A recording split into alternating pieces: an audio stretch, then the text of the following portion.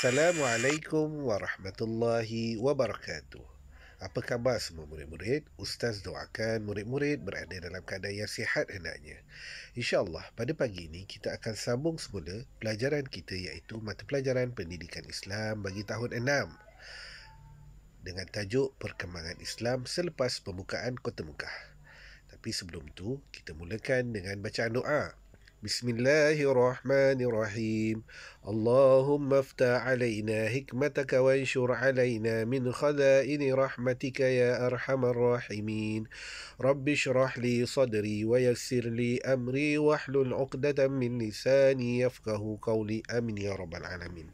Baiklah murid-murid, sekarang murid-murid boleh buka buku teks muka surat 149. Okey, kita lihat perkembangan Islam selepas pembukaan Kota Mekah. Okey, lihat pada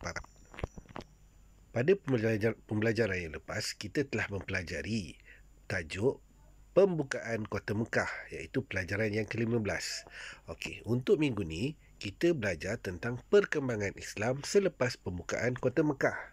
Sebelum ni kita belajar pembukaan Kota Mekah, tapi sekarang kita belajar tentang perkembangan. Kita nak tahu apa yang berlaku selepas Islam datang, ada pembukaan Islam di Kota Mekah.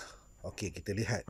Ustaz, bagaimanakah Islam boleh tersebar ke seluruh dunia? Macam mana murid-murid? Okey, sekarang kita perhatikan muka surat 150, iaitu strategi Nabi Muhammad berdakwah dan kesannya. Kat sini kita nak tengok apa yang Nabi buat sehinggakan berlaku perkembangan di Kota Mekah. Okey, kita lihat yang pertama. Strategi pertama iaitu Nabi mengukuhkan negara Islam. Nabi kukuhkan dulu negara Islam, iaitu dengan cara macam mana? Membentuk masyarakat mengikut acuan Islam. Nabi buat yang pertama sekali ialah manusia itu sendiri ataupun masyarakat itu sendiri. Nabi buat macam mana? Tengok sama-sama. Okey, Nabi menghapuskan amalan jahiliah seperti penyembahan berhala dan hidup mementingkan qabilah serta keturunan. Yang pertama sekali Nabi hapuskan amalan jahiliah, iaitu orang dahulu, kalau sebelum ni orang zaman jahiliah dia menyembah berhala, kan? Sekarang dia bila dah masuk Islam, pembukaan Kota Mekah tadi dah ada Islam di dalamnya, maka kita bertauhidkan kepada Allah Subhanahu Wa Taala dan dah hapuskan segala amalan yang terdahulu. Kemudian Nabi buat apa? Melengkapkan kaum muslimin dengan ilmu agama. Sebab apa ilmu agama ni penting? Supaya kita ada panduan dalam kehidupan. Dan yang ketiga, menekankan amalan tidak mensyirikkan Allah. Nabi pesan pada masyarakat waktu tu supaya tak mensyirikkan Allah, taat kepada Nabi, mengukuhkan persaudaraan Islam dan menjauhi larangan seperti membunuh dan berzina. Itu yang pertama Nabi buat, strategi yang pertama, iaitu apa dia tadi? Membentuk masyarakat. Masyarakat tu orang ramai. Yang pertama, Nabi hapuskan amalan jahiliah. Yang kedua, melengkapkan dengan ilmu Islam ataupun ilmu agama. Dan yang ketiga, menekankan amalan tidak mensyirikkan Allah. Okey, kita lihat yang kedua. Masih lagi kita dalam strategi pertama. Okey, kita lihat yang kedua. Memperkasakan ekonomi. Yang mula-mula tadi, Nabi dah buat acuan tentang agama Islam. Yang kedua, Nabi kuasakan ataupun memperkasakan ekonomi umat Islam. Dengan cara macam mana? Mengutuskan pemungut zakat dan jizyah kepada qabilah-qabilah dan negeri-negeri yang dikuasai Islam. Nabi pungut zakat. Maksudnya bila orang tu buat perniagaan, dia kena bayar zakat ataupun jizyah, maksudnya cukai kepada qabilah-qabilah atau sesiapa yang berniaga ataupun negeri-negeri yang dikuasai Islam. Maksudnya siapa pun kena bayar zakat supaya ekonomi orang Islam akan lebih kukuh. Sebab tu kalau kita bayar zakat, kita ada pendapatan, kita bayar zakat, ataupun kita buat perniagaan, kita keluarkan zakat, dengan keuntungan tadi ia menyucikan kita punya harta. Boleh faham ya murid-murid? Itu antara cara Nabi nak memperkukuhkan negara Islam. Okey, kita teruskan yang kedua. Strategi kedua, menekankan tanggungjawab berdakwah. Okey, yang pertama tadi ada dua. Yang pertama, Nabi kuatkan jadikan masyarakat tadi dengan acuan Islam. Yang kedua, memperkasakan ekonomi. Sekarang strategi yang kedua, dah selesai masalah tentang masyarakat dan juga ekonomi, Nabi kuatkan dengan menekankan tanggungjawab berdakwah. Nabi suruh berdakwah. Supaya apa? Kita lihat peranan dia. Yang pertama sekali, peranan menyampaikan kebenaran Islam dipikul oleh setiap Muslim, sama ada lelaki atau perempuan. Supaya orang Islam ni dia dapat tarik lagi orang yang bukan Islam. Supaya kita sama-sama dapat membangunkan Islam. Sebab tu Nabi tekankan menyampaikan kebenaran, supaya sampaikan kebenaran Islam dipikul oleh setiap umat Islam. Maksudnya orang Islam ni dia tak boleh sebahagian, dia tak kira lelaki ke perempuan ke, dia kena sampaikan kebenaran tentang Islam. Itu yang Nabi tekankan. Okey, kita lihat yang kedua, saling berganding bahu mempertahankan kesucian Islam daripada ancaman musuh. Nampak tak? Bila Nabi dah tekankan tadi, kita dah sampaikan kebenaran Islam, kemudian Nabi berpesan juga supaya kita berganding bahu. Waktu tu kena berganding bahu mempertahankan kesucian Islam, walaupun kadang-kadang dia boleh menyebabkan terbunuh ataupun mengorbankan nyawa. Yang penting kita dapat menyelamatkan Islam daripada ancaman musuh. Itu yang paling penting sekali. Okey, sekarang ni kita tengok apa info dia. Jizyah ialah cukai yang dibayar oleh rakyat bukan beragama Islam yang bernaung atau tinggal di negara Islam. Maksudnya tadi yang cerita pasal zakat dan jizyah tadi, zakat adalah untuk orang Islam dan jizyah adalah bagi orang yang bukan beragama Islam yang bernaung di bawah agama negara Islam. Seterusnya, kita lihat. Tadi kita dah lihat strategi pertama, strategi kedua dan strategi yang kita lihat strategi yang ketiga, iaitu 151. Okey. Apa dia nak ceritakan? Menjalinkan hubungan luar. Okey. Strategi ketiga, menjalinkan hubungan luar, iaitu yang pertama, menghantar utusan dan gubernur. Menghantar utusan dan gubernur. Okey, sekejap. Okey, kita lihat yang pertama, para utusan Nabi dihantar kepada kabilah-kabilah Arab dan ditugaskan berdakwah serta menyeru mereka agar memeluk Islam.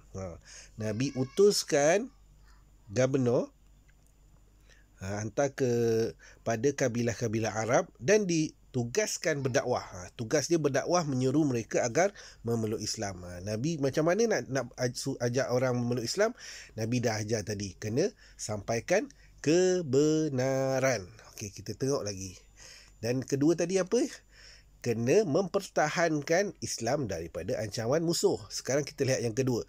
Para gubernur dilantik untuk dihantar ke negeri-negeri yang dikuasai Islam dan ditugaskan untuk berdakwah serta mengajar tentang ajaran Islam. Apakah tugas gubernur? Tadi tugas utusan yang pertama tadi, sekarang tugas gubernur. Gubernur ni dilantik untuk dihantar ke negeri-negeri yang dikuasai Islam dan ditugaskan untuk berdakwah serta mengajar tentang ajaran Islam. Diorang kena ajar tentang agama Islam. Tugas dia sangat penting dan berat. Bukannya mudah-mudah nak jadi gubernur ni. Dia memikul satu tanggungjawab yang besar, iaitu untuk berdakwah serta mengajar ajaran Islam. Okey, seterusnya kita lihat. Menerima kedatangan delegasi kabilah Arab. Dia kena terima kunjungan daripada orang luar. Ataupun delegasi kabilah Arab. Okey, kita lihat. Baginda menerima kunjungan mereka yang berhasrat untuk memeluk Islam. Strategi yang menjalinkan hubungan luar tadi tu, yang pertama tadi, Nabi buat macam mana caranya? Kena buat ada utusan dan gubernur. Utusan dihantar kepada kabilah Arab dan ditugaskan berdakwah serta menyeru mereka agar memeluk Islam. Dihantar pada kabilah saja, tapi gubernur dihantar kepada negeri-negeri yang dikuasai Islam. Boleh faham? Utusan kepada kabilah dan gubernur utusan kepada kabilah dan gubernur dihantar ke negeri-negeri yang dikuasai Islam. Okey, kemudian menerima kedatangan delegasi kabilah Arab. Itu dia punya tujuan dia. Kemudian kita lihat kesan daripada dakwah Rasulullah sallallahu alaihi wasallam. Okey, kita tengok apakah kesan dia. Maka terbentuklah masyarakat Islam yang teguh. Akidahnya hidup bersatu padu, aman dan damai. Kenapa boleh terbentuk masyarakat Islam yang teguh sebab Nabi dah tekankan dengan ajaran Islam, iaitu yang pertama sekali Nabi dah tekankan tentang ketauhidan, iaitu kepada Allah. Nabi hapuskan yang zaman-zaman jahiliah, iaitu menyembah berhala ataupun sebagainya. Itu sebab kesannya orang Islam pada zaman tu kuat. Yang kedua, kita lihat apa dia? Negara Islam semakin kukuh kerana setiap Muslim sanggup berkorban tenaga dan harta demi mempertahankan kesucian Islam dan negara. Betul tak Ustaz cakap tadi? Kan? Nabi suruh mempertahankan Islam. Negara Islam semakin kukuh sebab apa? Kerana Muslim waktu tu sanggup berkorban tenaga. Tak kira duit ringgit dia, harta dia demi mempertahankan kesucian Islam. Walaupun nyawa jadi taruhan, kerana Islam adalah yang paling tinggi sekali. Dan yang terakhir sekali, ramai yang memeluk Islam kerana setiap orang yang berkorban, setiap orang yang berperanan, maafkan Ustaz, setiap orang yang berperanan menyebarkan Islam dan pengaruh Islam semakin meluas di Semenanjung Arab. Itu kesan dia. Bila delegasi-delegasi ni dia dah menjalankan tugas dia, maka ramai yang memeluk Islam kerana setiap orang yang berperanan menyebarkan Islam dan pengaruh Islam semakin meluas di Semenanjung Arab. Sebab tu kesannya kita nampak waktu tu Islam semakin tersebar dengan luas disebabkan Nabi punya strategi, iaitu menghantar delegasi ataupun utusan, yang mana utusan dia jaga dekat kabilah. Gubernur dihantar kepada negeri-negeri yang dikuasai Islam dan menyebarkan agama Islam. Kemudian Islam terus kukuh. Itu sahaja untuk hari ini. Kalau ada apa-apa murid yang tak faham berkenaan tajuk kita hari ini, iaitu kita belajar tadi tentang perkembangan Islam selepas pembukaan Kota Mekah. Bolehlah murid bertanyakan kepada Ustaz. Apa yang Ustaz dah ceritakan tadi tu adalah sedikit. Murid-murid kena fahamkan, berlaku perkembangan ni adalah selepas pembukaan Kota Mekah. Waktu nak buat pembukaan Kota Mekah tu macam-macam dugaan yang Nabi perlu hadapi. Sekarang Nabi dah buka Kota Mekah dan menyampaikan ajaran Islam, macam mana Nabi buat. Okey, kita perhatikan Jadi kalau murid-murid tak faham, boleh tanya dengan Ustaz terus kalau ada masalah. Untuk hari ini tugasan, murid-murid dikendaki untuk buat nota ringkas berkenaan strategi pertama, strategi kedua dan juga strategi yang ketiga. Kalau murid-murid boleh buat nota yang lebih ringkas yang macam ni, hantarkan kepada Ustaz, ambil gambar dan hantarkan kepada Ustaz seperti biasa. Boleh ya? Sekiranya ada masalah, boleh terus mesej Ustaz, tanyakan apa yang murid-murid tak faham. Sekadar tu untuk pelajaran kita hari ini. InsyaAllah minggu depan kita akan masuk tajuk yang sama, tapi kita nak tengok apa cabaran dia. Okey, wabillahi taufik wal hidayah. Wassalamualaikum warahmatullahi wabarakatuh. Terima kasih.